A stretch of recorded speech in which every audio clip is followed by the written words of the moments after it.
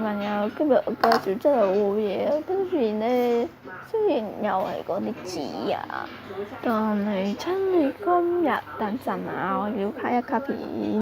各位朋友，頭先我係話卡一卡片咧，原因就係我未開燈啊，未開燈，所以咧我就要卡一卡片啦，所以頭先唔好意思啦，想講聲咁，我先有介紹，我係悠悠唱，咁今日介紹就係啲字啊，你見到手頭上，哇啲字咁靚嘅，我嚟做咩？好似胎嘅一樣，雖然佢係胎喎，佢係紙胎啦，因為我用手工紙花好多時間折嘅。咁我就折咗好多啦，而家分兩折啦。你見到佢係好靚嘅喎，你點整嘅咧？首先咧又要掹到呢度，然後咧就咁樣擺落去，就可以整到呢個原本啦。因為頭先想做示範，整甩咗啦。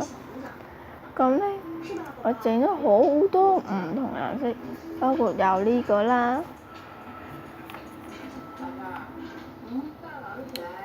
呢隻啦，又係呢隻啦，轉咗顏色啦，跟住呢個又有啦，然後有相同嘅顏色出現過啦，咁樣啦，因為我照嗰啲紙好多橙色啊，所以你成日覺得點解我望到橙色嘅紙咧？真係咧，因為我屋企因為啲手工紙係咁啦，咁咧又有橙色咯喎，咁樣咧，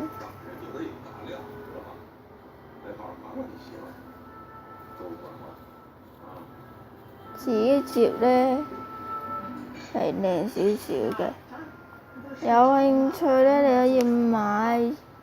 嗰啲手工紙可以叫我自己摺晒佢，然後咧就留翻啲紙摺呢個形狀，然後我就可以教你哋點樣摺呢一個形狀出嚟啦。因為我有嘢咧，因為我要熬佢啦，熬散咗啦，咁就要整啦。咁今日我都係純粹介紹咁嘅嘢啦，睇埋呢個落去咧，我就要去講。今日我介紹到嚟呢度啦，咁有呢啲色啦，呢隻色啦，俾埋你哋睇，快啲睇啦。仲有呢隻啦，呢隻啦。呢隻啦，有呢隻啦，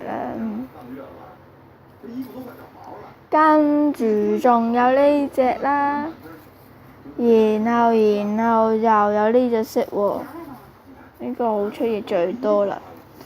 咁咧，俾埋你睇下三隻啦，嗱呢個嘅最後啦。咁今日我介紹到嚟呢度啦，咁係咁啦，拜，仲要訂閱 TikTok 又要去呢啊，同埋我係咁啦，拜，我要咗唱拜。